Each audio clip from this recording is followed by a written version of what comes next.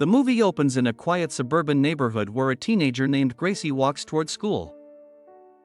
Just then, a car creeps along the road behind her.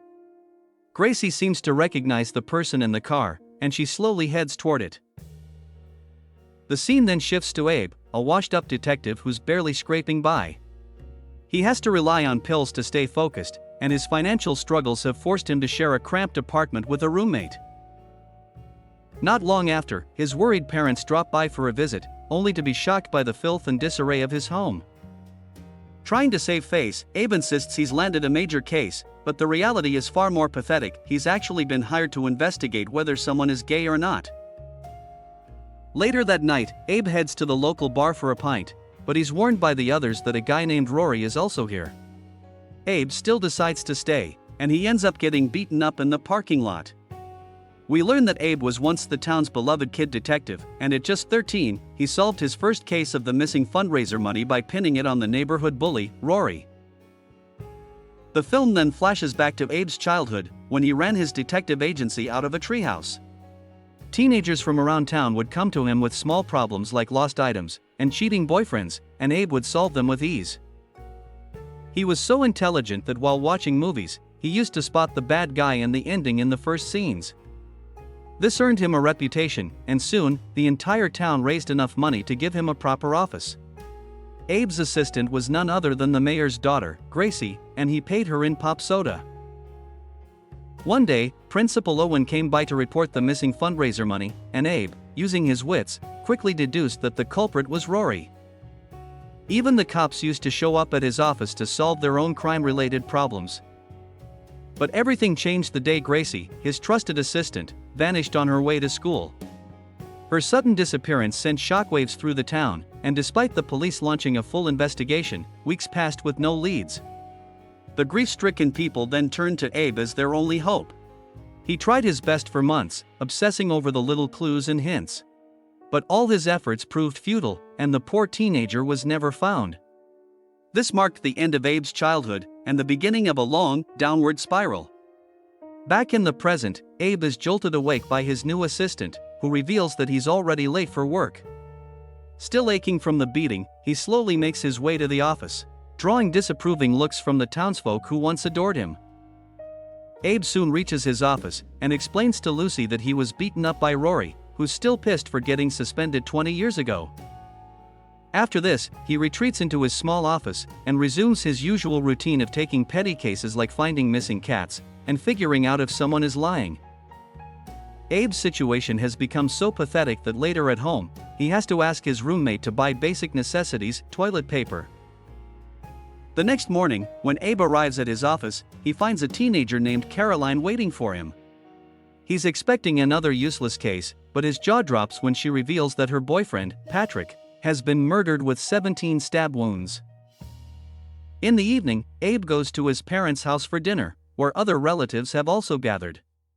The mood is awkward as everyone offers forced smiles and patronizing comments to lift his spirits. Abe then breaks the news that he's finally landed a real case, the first murder investigation of his entire career. His dad immediately becomes worried, and says he shouldn't take it, implying it's way above his expertise. But this only enrages Abe, and he shouts at everyone that he was once a kid genius, and is more than ready to take on this case. The next day, Abe begins the investigation by questioning Caroline.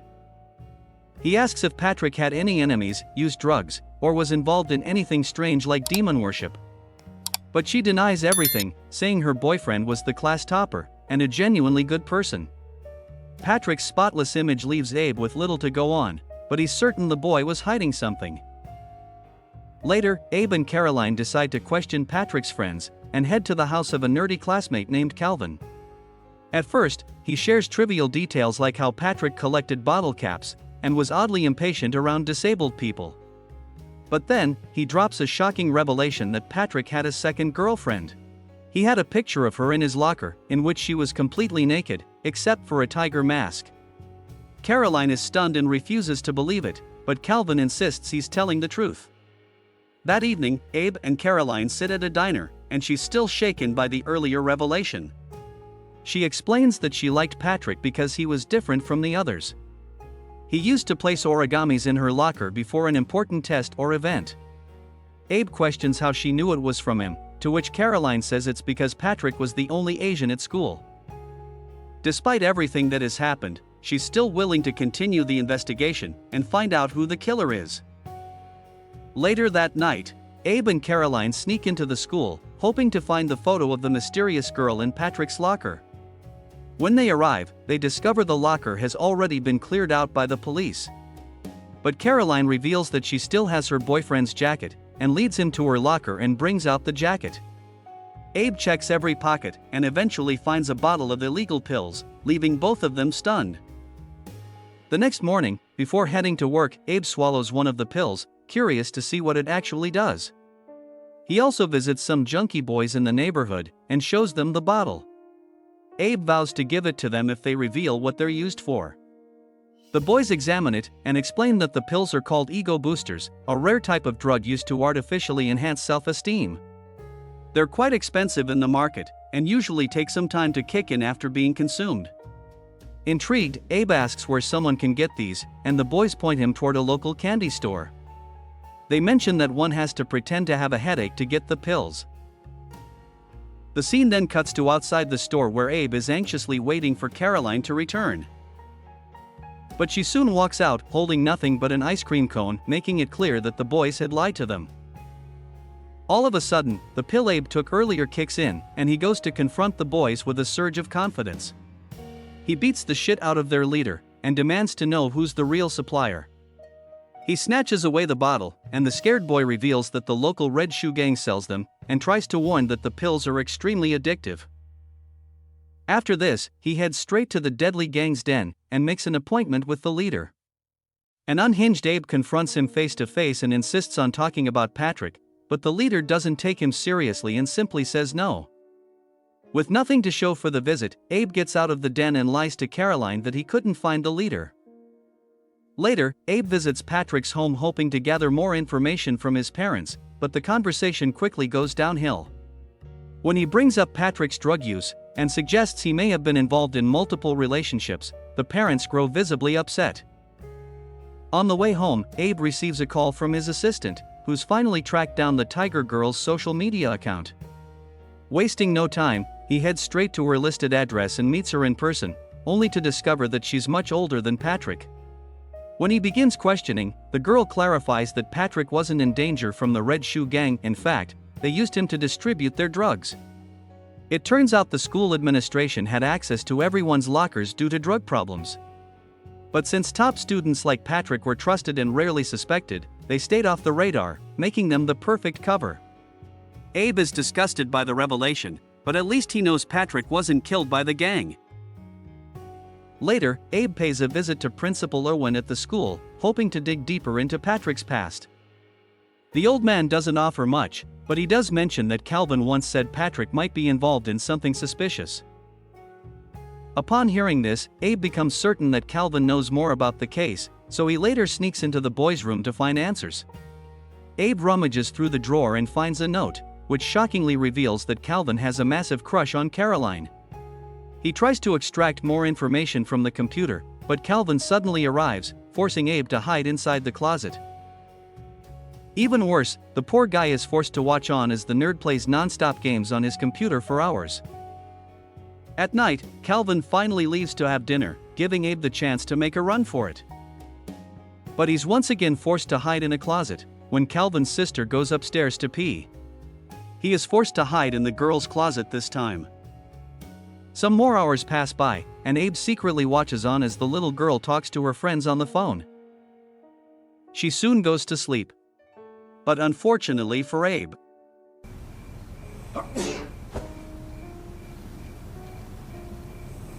the scene then shifts to the police station, where a senior officer has pulled some strings to get Abe out of trouble. He knows that Abe isn't a bad person, but warns him from pulling such stunts ever again. The cop also advises Abe to drop this detective act and do something productive from now on. From that day on, Abe's life begins to fall apart. The newspapers label him as a creep, so he spends the entire day at home, binging on alcohol and drugs. His detective work also comes to a halt, and he ignores every call from Caroline. One morning, she shows up at his door and tells him that someone has left an origami in her locker. Abe barely reacts and says it's probably from Calvin, who's been secretly in love with her. He simply hands her the note he found before leaving. A few more days slip by, and Abe's addiction to the drug takes an even darker turn. He spends his nights in a daze, pushing his limits with alcohol and drugs. One morning, he wakes up in a garbage dumpster, completely naked and reeking of everything he's become. Later, Abe gets a call from Caroline, who reveals that she's at his doorstep. It is revealed that he called her last night under the influence, promising to solve the case at any cost. This proves to be a much-needed boost for Abe, so he heads to Caroline's house. There, the two share their sorrows and connect over how miserable their lives have become. Later, Abe returns to his office for the first time in weeks, only to find it in complete chaos. It turns out his assistant had some friends over in his absence, as there were no customers coming in anyway. Abe finds an origami on his table, which Caroline had left for him. When he opens it, his eyes widen as if he recognizes this exact design. Shortly after, Abe heads straight to his parents' house and pulls out his old box containing clues from Gracie's investigation. Inside, he finds a sheet of paper with the exact same fold pattern as the origami. This discovery makes Abe realize that the person who kidnapped Gracie is the same one sending origamis to Caroline, so he calls her and warns her to stay indoors. The next morning, Abe visits Gracie's mother, who has kept her daughter's room untouched for the past 20 years. As he looks inside a drawer, he finds the exact same origami, confirming his suspicion. But the problem is Abe still has no idea who could have given it. That night, Abe heads to the bar to unwind, but the mood shifts when the bartender brings up Rory. He tells Abe it's time to apologize for getting Rory suspended all those years ago. Abe refuses to do so, but the bartender asserts that Rory never stole anything, and that's why he's carried so much hate ever since. Upon hearing this, a series of flashbacks flood through Abe's mind, and it finally dawns on him that Rory was set up. He now knows who the real perpetrator behind all of this is. Without wasting any time, Abe rushes to the said person's home and breaks inside. He rummages through the belongings until he finds a safe, which he opens with a paperclip. Inside, Abe finally finds the lewd picture of Patrick's second girlfriend, leaving him in shock. But then, the owner of the house arrives, forcing him to hide under the bed. But a careless Abe forgets to discard the paperclip. Abe, I know you're in the closet. I'm under the bed. In the next scene, Abe sits face to face with the owner, who turns out to be none other than Principal Irwin. Abe coldly reminds him of the first case he ever brought, and says he might have made a mistake by implicating the wrong kid. He accuses Irwin of staging that case to test his skills, just a week before Gracie's disappearance. Abe now believes that his failure gave the principal the confidence to move forward with something far more sinister. Irwin firmly denies the accusation, but Abe doesn't back down. He reveals that he found the photo that was stolen from Patrick's locker, the one of the tiger-masked girl.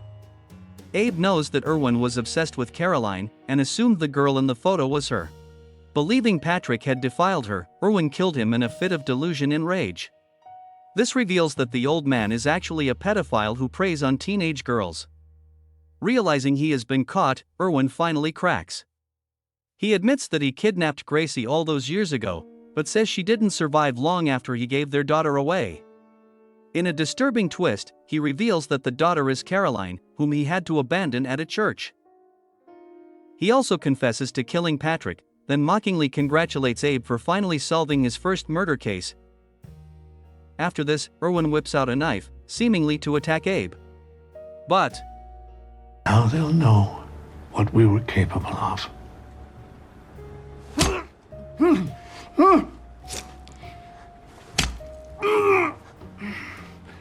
he instead stabs himself repeatedly in the chest, ending his pathetic life. Horrified, Abe hurries to the fridge and gulps down a bottle of beer. And this is when his eyes land on the rows of pop sodas neatly stacked inside. That small detail suddenly clicks, and a wave of realization hits him. An anxious Abe then walks to the nearby shed, and pulls open the door. To his utter shock, he finds Gracie inside, still alive but severely frail and malnourished. In the aftermath, Abe narrates how his life began to turn around. He became a national hero, the governor presented him with a medal, and most satisfying of all, Rory finally shook his hand. Later, Abe returns to his office and finds Caroline waiting for him. She's still processing the painful truth that she's the result of a forced relationship, but at least now, she has answers. Abe then asks if her mom, Gracie, has reached out to her yet, but Caroline says she's just a kid. In the final scene, Abe's parents visit his home and are stunned to see how much has changed. He's living alone now, and the place is clean and organized. The parents smile and express their pride of how far he's come, but he remains gloomy. When they ask what's wrong, Abe suddenly begins crying, and this is where the movie ends. Thus, we reach the end of this movie. Thanks for watching. If you like the movie, support us. Don't forget to subscribe for more movie recaps. See you in the next movie. Goodbye.